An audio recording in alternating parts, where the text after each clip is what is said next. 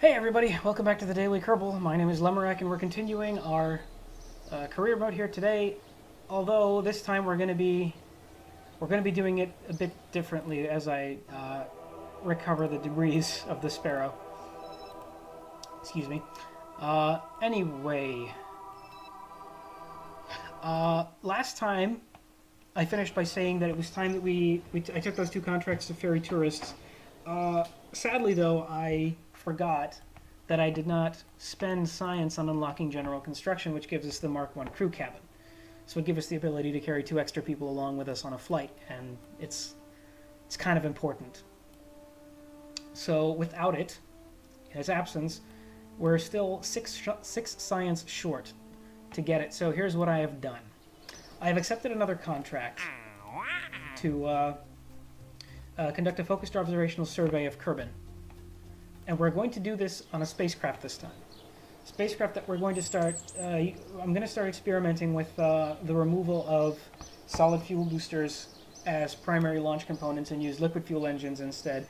Solid fuel boosters are good right now at the beginning because they are fewer pieces, easier to use, and as we are currently limited to how many pieces we can assemble on a rocket, it's pretty useful.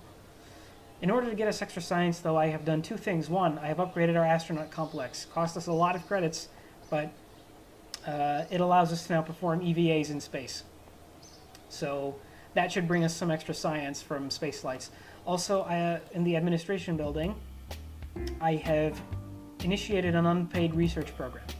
This trades reputation, and all the reputation that we gain from here on out, 25% of it, for 1 science for each 2.436 reputation that we earn. I don't know what reputation is good for, honestly, besides just spending, so I'm going to spend it. That's what I'm going to do with it. Reputation is back down to 0, but this should bring us in, some more science as we go on.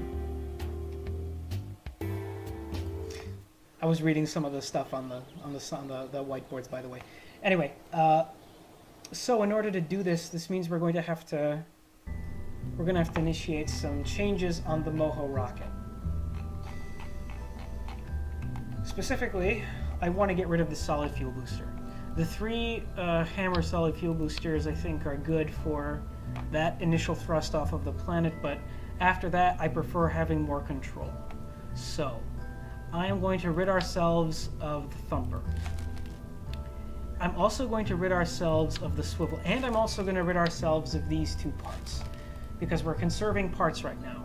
So instead of those 2, this is exactly twice as much fuel, and I believe the weight ratio is actually the same, slightly smaller though, so we're going to have that. We have the same amount of fuel in a single part, which it matters, right, because we're working with a limited part number here. And then I'm going to replace that with, the swivel that we were using with the Terrier, the LV909 Terrier. It's a smaller engine that we can use to maneuver smaller spacecrafts in vacuum. It's very good for that. It's got a good thrust-to-weight ratio. And below that, using a separate stack decoupler, we are going to place another fuel tank. Might even place 2 of these. And on the bottom of that have a Reliant, sorry. Lowercase I looks like an L. Got the Reliant. Okay, and then we're going to place 3 of these, the 3 of these that we had previously, onto that, like so. And then this is going to be the new spacecraft. Let me move this down a bit. Like so. There. Okay, this is going to be our new rocket. I still have room for 2 more pieces. And in fact, I still want these winglets after the hammers are dropped. So I'm going to put those on the main body. In fact, I'm going to rid that and use a different winglet type because I require more control. And this is an actual control surface. We'll use this one, like so. There we go. And we have 2 more spots. I'm going to use that for extra fuel.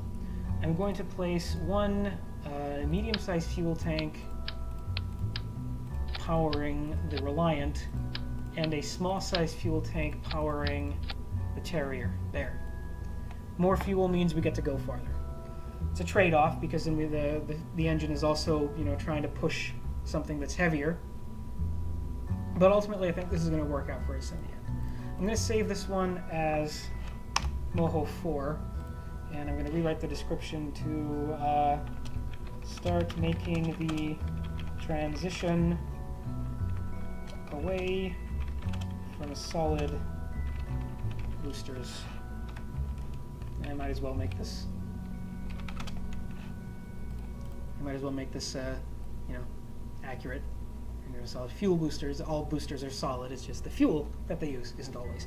Anyway, Jebediah, you've been outworking yourself recently. Let's bring Valentina back into the mix. And let us see if the spacecraft can do what it is designed to do. Launch it. Oh, wait. Staging. Gotta check the staging. Okay, so, number 1. Solid fuel boosters. Number 2. Reliant engine kicks off and simultaneously, not this one, but these detach. There. Okay. So that boosts as these separate. Perfect. Then, this one boosts as this separates, then parachute. Excellent. Save Moho 4. Let's go.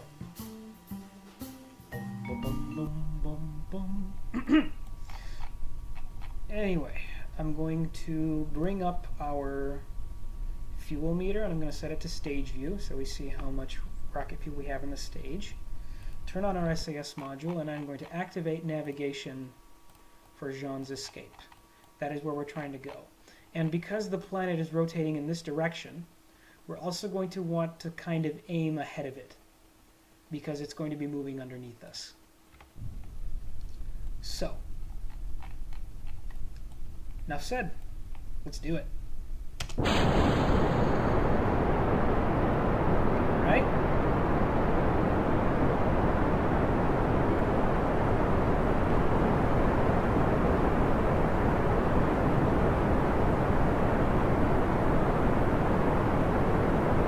Staying nice and stable so far.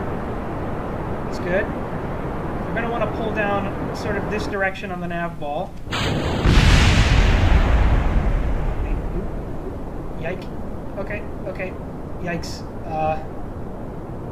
These winglets provide an extremely sensitive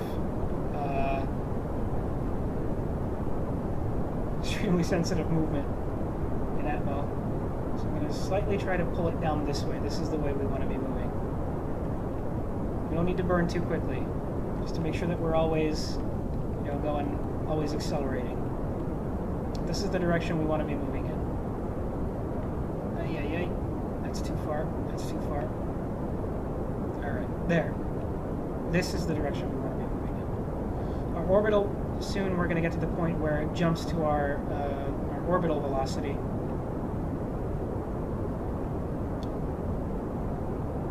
Take a peek at the map. Yep, this starts out by default in this direction because that's the direction that Earth's rotation is tossing us. But it is slowly spinning in that direction, as you can tell. Now, here's our prograde vector. It's going to be moving slightly towards the indicator here. We're also rapidly running out of fuel, but our apoapsis is climbing. And if we didn't have to be doing this maneuver, I feel like this is a vessel that might actually stand a chance of getting into orbit. In fact, since this mission is likely to take very little time, I might actually try it. Might actually attempt an orbital flight before this episode is over in this session. I actually just came back, by the way, in a side tangent. I just came back from the Gateway to Space exhibition. Those of you who don't know this, I live in Hungary, and I gotta say that, to be honest, the exhibition didn't really blow me away, considering most of the stuff that I saw there was stuff that I already knew. Right? I saw models of all the Apollo and Mercury and Gemini vessels. I saw, you know, the Vostok rockets. I saw many of the other Russian spacecraft, which admittedly my knowledge is somewhat lacking in. Did I not activate navigation? I did. Why am I not seeing? Oh. It's there. It's there. It's just very low. Okay. I'm going to cut the engine right now, just because our apoapsis is pretty damn high by now. We should be flying up above this thing. I'm going to try and extend our path as far as I possibly can with this Terrier engine. It's not likely to be very far. But, yeah. Anyway, space exhibition. It was cool. I mean, what little there was there. I was expecting a little bit more interactive parts. There were, like, you know, as somebody who plays a lot of Kerbal Space Program, I was hoping to be able to show off with a lot of the Kerbal Space Program skills that I have, right? But literally the only thing that I could try there in terms of like simulation was space shuttle landing, and even that was like a landing in atmosphere. If you watched my last episode, then you know that I might actually benefit from some practice in that area. But yeah, it was kind of lackluster, honestly.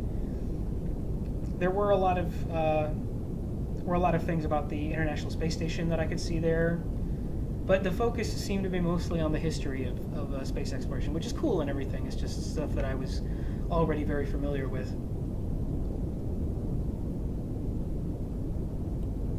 I'm burning slightly towards our anti-normal vector right now, and you know, slightly towards the prograde vector, just to kind of keep our apoapsis climbing a little bit, and to make sure that we don't miss the target. That should be good. I'm going to keep us in the prograde direction for now. What was very interesting about this exhibition, though, was that a lot of the images that they used on like the walls, right, the padding, the separation, it had a bunch of really interesting stuff. It had like pictures of a lot of the latest SpaceX vessels and that new space plane, that mini space plane that they're working on, the name of which currently escapes me. And the thing is that there was nothing to speak about it, nothing to tell us what they were. It was just like, if you knew what that was, then good for you. Otherwise, didn't really matter. We should be approaching our target soon. Are we there yet?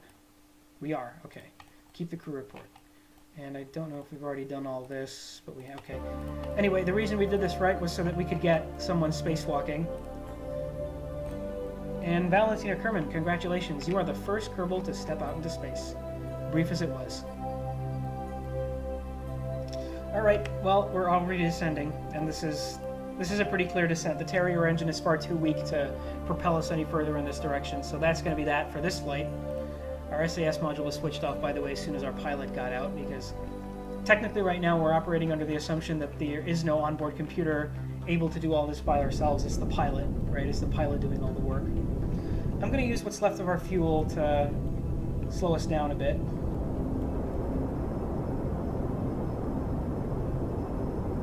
See how quickly we can bring us in.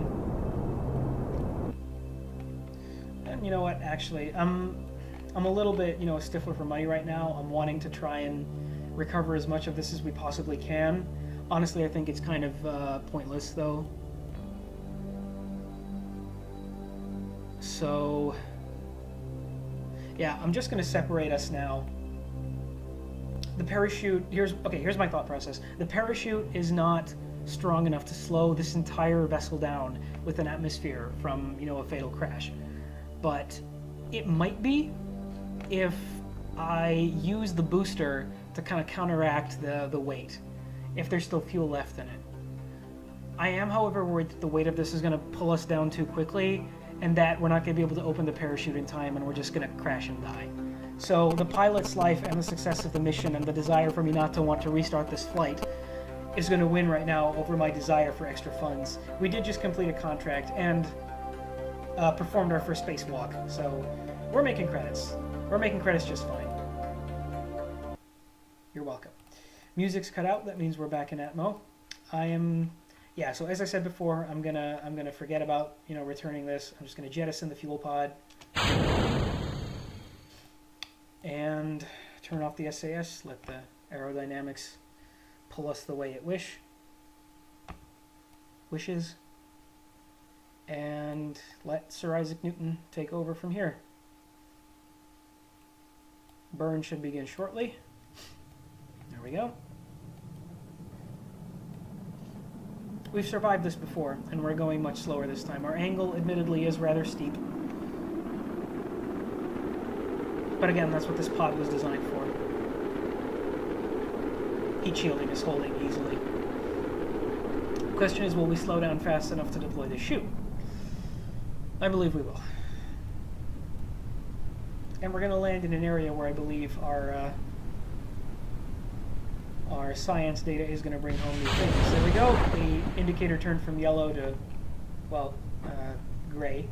Not the parachute itself, but the background, right? The background is gray when it's safe to deploy, red when it's not safe to deploy, yellow when it's partially safe. And the parachute symbol is yellow when it's partially deployed, and then it's going to go full deployment at around 1,000 meters above the terrain. So not 1,000. This is our distance above sea level. I don't know. I don't think there is an indicator as to our radar altitude, which is weird because the cockpit has one. If I show you the cockpit view, then that indicator right there, this one here, there goes our parachute, by the way. There's the slow. We can look out the window if we want.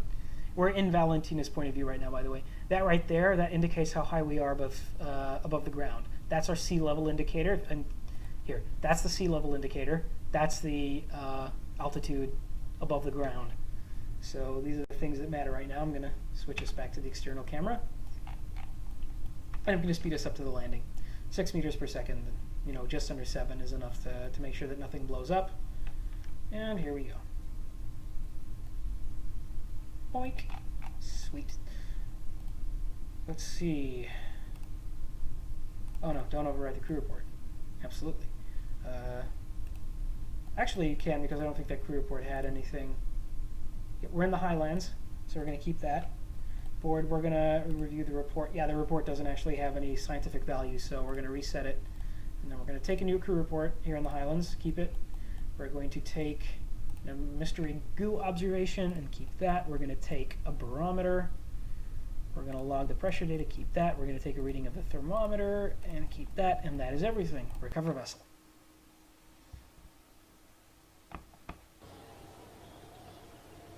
Sweet. We have a total of 61 science. So we can unlock the part that I was looking to get. Yeah, so this is the cost of, you know, we dropped it and we lost most of the funds that we took with us, but it's fine. We did get back most of it. Did get back enough of it, and we run a lot with, you know, contracts. Valentina obviously didn't get any XP because she hasn't done anything new. So, first thing I'm going to do right now is I'm going to unlock basic construction, general construction, because this is what we needed, right? Yes, research it. And then the next thing that we're going to go for, see, control or basic science. Well, that's a decision for a different day. For now, because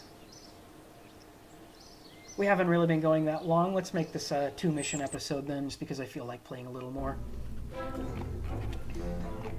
And I think this is the point where we can start a new series.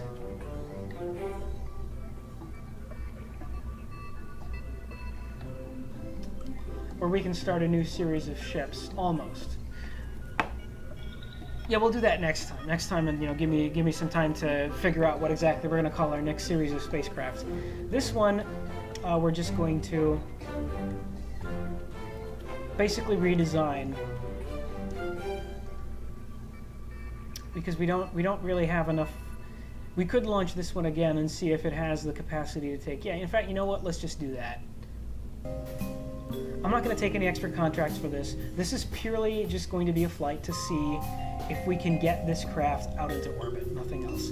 It's going to cost us 15,000 credits with, you know, a possibility of not bringing back any money.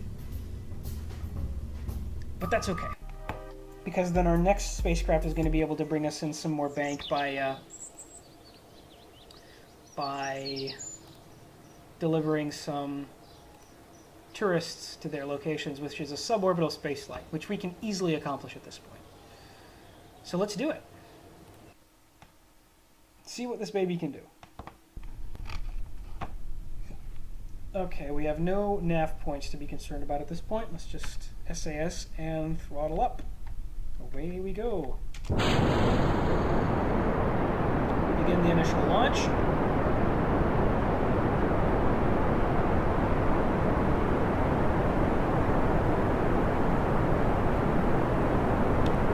Activate the stage view on the fuel display.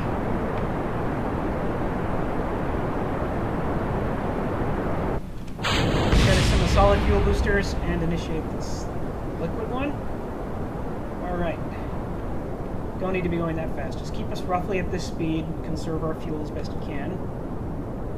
And we can slightly start gravity turning. My goodness, these winglets are terrible. Note to self, gotta remove the winglets. It's because there's 3 of them. It's probably the reason this is going as terribly as it is. It's fine. It's fine though, this is roughly where I want the indicator to be anyway, and this is only going to last as long as we're in atmo. Once we get out of the atmosphere, should be fine. How are we doing here? Apoapsis of 45,000 meters. Alright.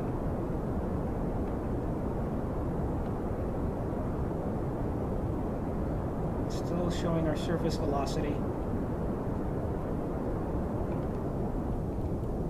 Try and get this gravity turn to be a little bit steeper. At this point, I think because the reaction wheels on this ship are pretty terrible, we're essentially using the engine's gimbal. These things aren't doing anything anymore. You can see them flipping around. It doesn't really matter because there's no air for them to be guiding. We're basically maneuvering right now with the engine's gimbal. That's its little tilt. If you take a look at it, then you can see that the engine tilts ever so slightly when I push a direction. There's a specific speed that we're trying to achieve here, and we're kind of far away from it. Our apoapsis is comfortably high, though, so I'm gonna risk it. And make our orbital flight a little bit more drastic. All the fuel like this got us up to 1,000 meters per second, slightly above. And we're out of fuel. Initiate the Terrier. Now, if you look at the rate at which we are gaining speed, it's pretty slow. So, at this rate, I don't think we're going to be getting to. 2,000 meters per second fast enough. But we'll see. If I do this, then our apoapsis should consistently stay ahead of us. And honestly, I think we're sooner going to run out of fuel. Also, I should probably. I'm worried about pushing too far. But if I keep the our heading, our burn direction closer to the center of the prograde marker, then our speed should increase quicker.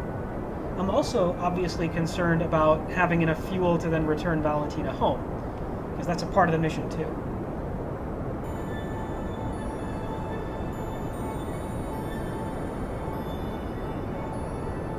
You know what? I'm getting optimistic. I'm getting pretty optimistic, people. Yeah, better be careful here. I might start believing this is going to work.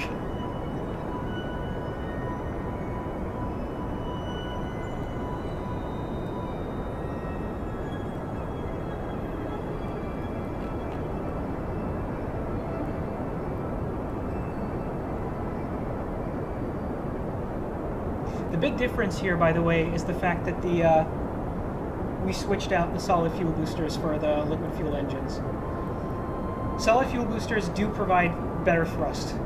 Like, there's no doubt about that, but liquid fuel engines just give you much better control, and they're well worth it. I am actually going to cut the engine. This might be risky, but I think that our fuel is better spent burning closer to the apoapsis. I'm going to risk this. Yes, we haven't slowed down too much.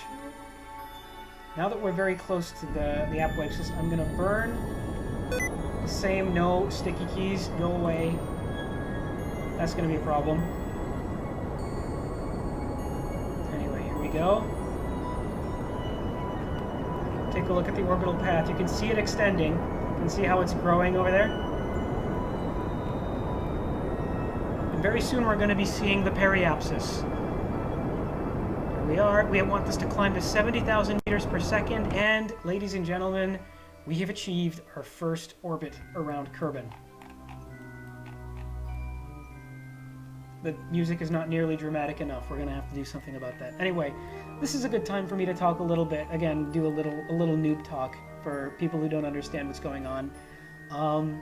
We've currently managed to hit a perfect sweet spot of free fall, where we are... What you have to imagine is we are constantly falling, but the ground is constantly moving away from under us. We are being propelled in this direction and pulled by Earth's gravity, Kerbin's gravity, at exactly the right amount to get us in perpetual free fall around the planet. That's what an orbital flight is. An orbital path has two distinct points on it. One of them is called the apoapsis, the other is called the periapsis, which I'm sure that you can probably guess.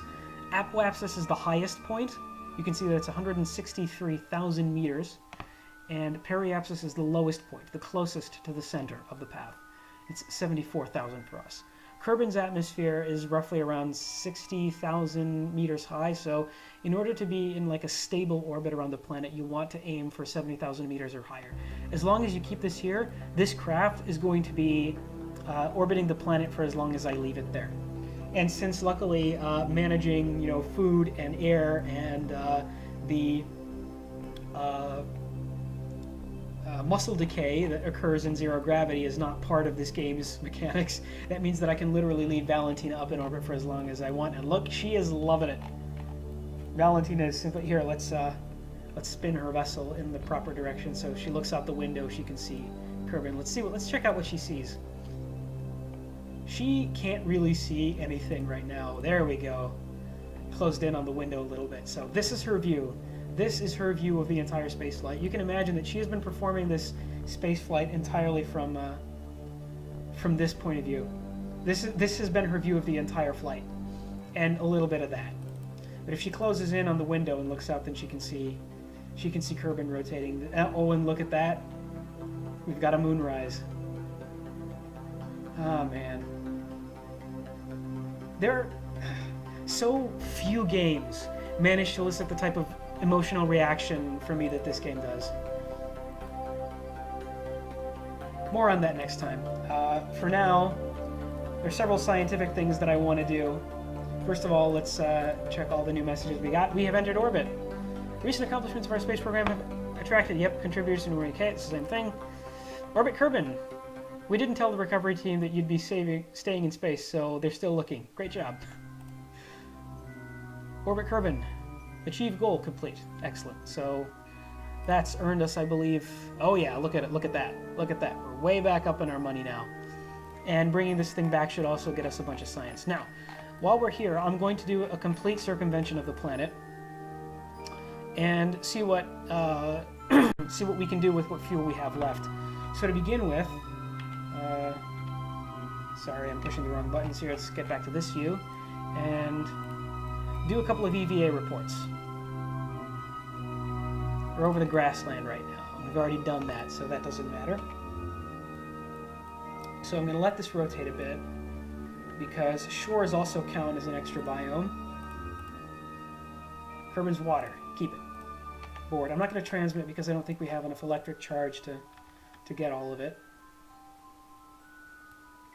Alright, right about here, we should be over the...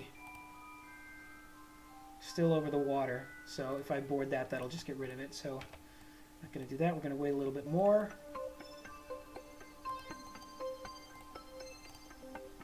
Kerbin's water still. Okay, stay above there. We should be approaching... Again, okay. I tried to speed up time, it won't let me because she's not inside the crew cabin. Grasslands. I missed the shore. Oh well. Will I get the mountains biome? Grasslands still?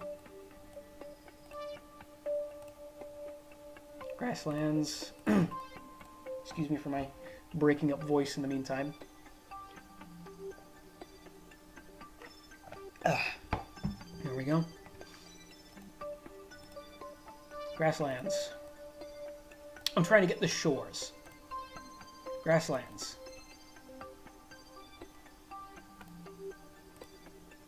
Shores. There we go. Got the shores. Okay. You can board again. Interesting little fact on spacewalks, by the way. For us, it is literally just the push of a button.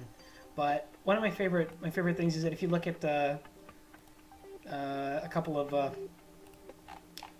like facts on the spacewalks, the first spacewalk performed by a human, by the way, was Alexei Leonov.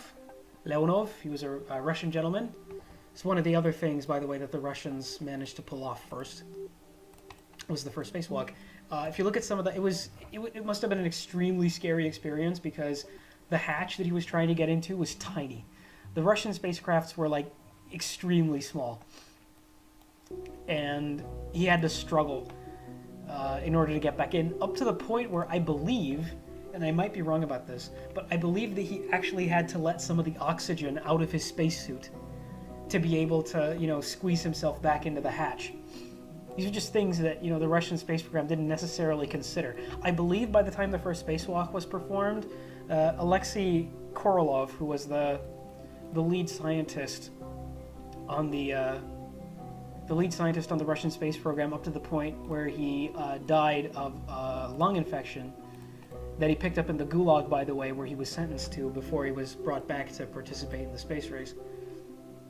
And the scientists after that, they went extremely functional and didn't think much about the crew's comfort.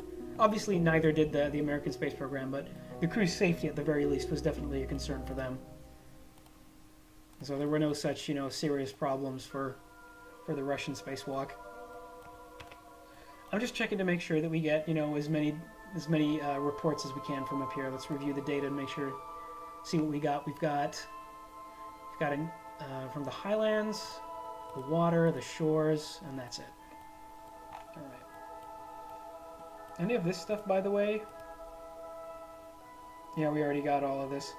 Keep that one. Okay, I'm going to fast forward now, because if we already got the highlands and we got the grasslands and we got the shores, then the next interesting thing on this axis, I'm going to check on the map because this is way too dark, is going to be the deserts. Deserts are all the way over there. So I'm just going to speed us up to the point where we get over the deserts. Apologies for this, by the way. It's just, I have to choose the science at the beginning. In the meantime, let's take this opportunity to view the sunrise from the spacecraft. Any minute now. Here it comes.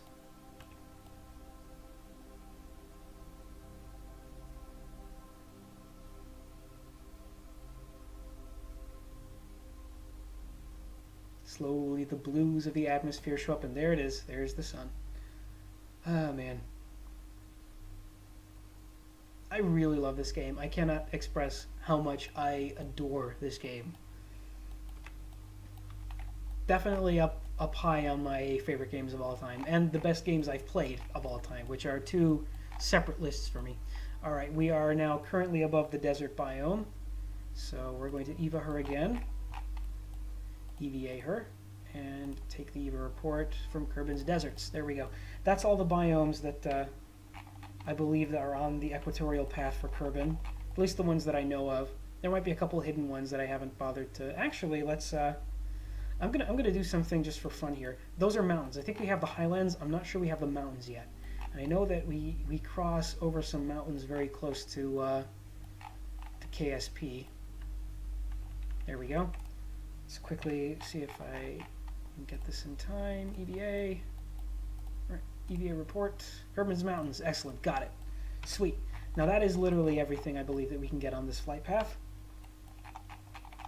And now what I'm going to do, just for fun, let's try and land our spacecraft back on Kerbin, which is not a difficult task in and of itself, but just to add a little extra challenge to it for future space missions, let's see how close we can bring ourselves to the headquarters.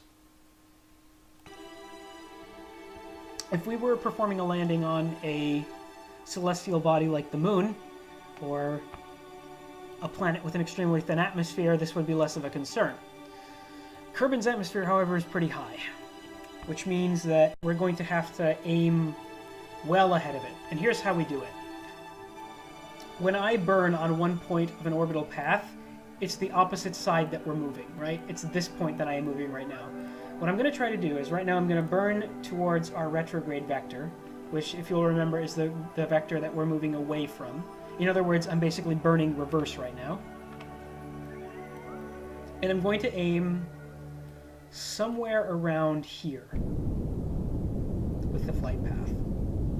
I'm also going to quick save, because I am known to be a catastrophic failure at everything that I attempt.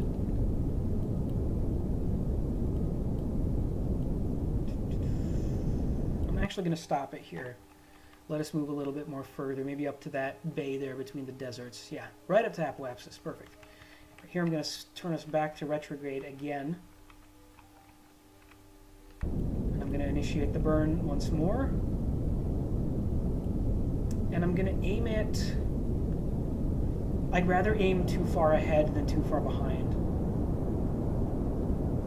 So I'm going to aim somewhere around here. We're going to be slowed down. First, this is going to be rotating in this direction, right? And the atmosphere is also going to be slowing us down as we enter. So there are many things to consider in this case.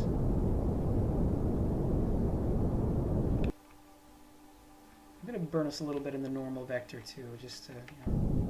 We still have fuel left. We might as well.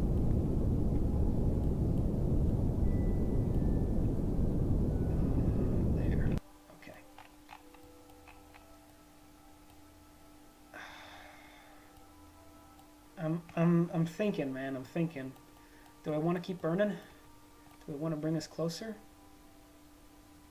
I'll just carry the fuel tank with me. I'll quick save this again. I'll carry the fuel tank with me and see if we need it. We might need to adjust our course a little more, and I don't want to point us toward the normal vector anymore. I want to point us toward the retrograde vector. There we go. Continue on. We're not actually going to slow down, though, until we get into the atmosphere, so...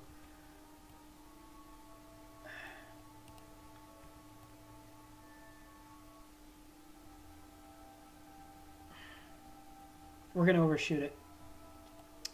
Yeah. I'm gonna burn some more.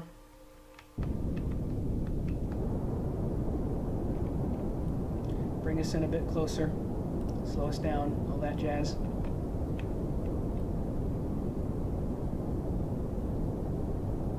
It's unfortunate that there's no way for me to target KSP.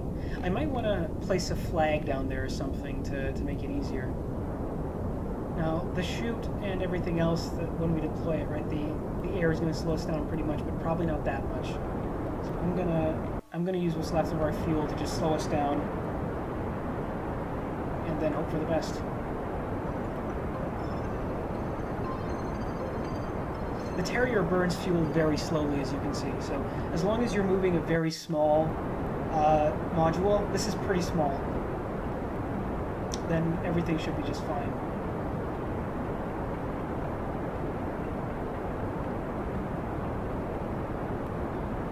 Let's burn away what's left of it. There we go. That was all the fuel. Now it's basically up to the air to slow us down. So let's separate. Disable this, and we should be entering right now. We're going to overshoot it. We're going to way overshoot it. But we came close. It's not bad for a first try. Speed up to 4, and then we should be burning right about now. Just passed over the threshold, although we did slow down pretty well. Yeah, there's the slow. Okay, so we're going to land in the water somewhere around here. But it's not bad. Let's take a look at the rate at which we slow down. It's not very much, so in the future, we can afford to aim closer. We can afford to aim much closer to our target. Most of the slow is going to occur when we deploy the parachute.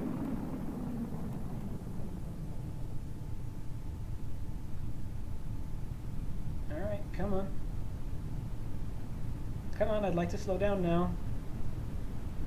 Please. This capsule has a lot of science in it. There we go. Alright. She's safe, everybody. Warping to 4 times speed. Parachute will deploy in 3, 2, 1. There we go. Alright, I miscounted a bit. That's fine. Because this one opens at 500 meters, not 1,000 meters. And it'll drop us down at a very safe speed to our final destination.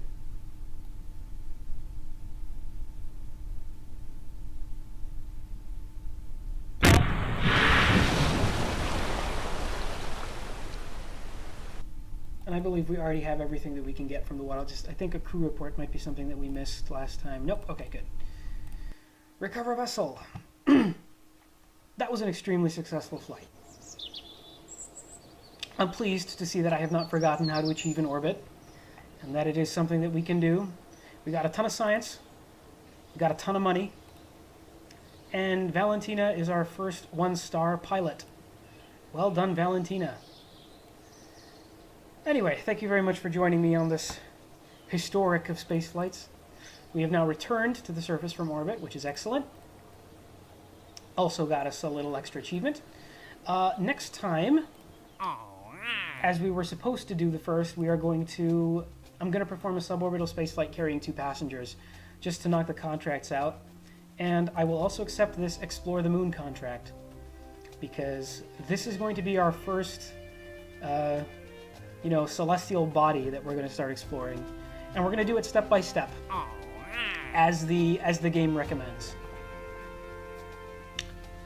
And we might pick up a few extra contracts in the next episode too, but this has gone on long enough for now, I think. Thank you very much for joining me. Feel free to like or dislike the video, leave a comment, or subscribe if you would like to see more in the future. And thank you very much for watching. I'll see you next time in the next Daily Kerbal. Bye-bye!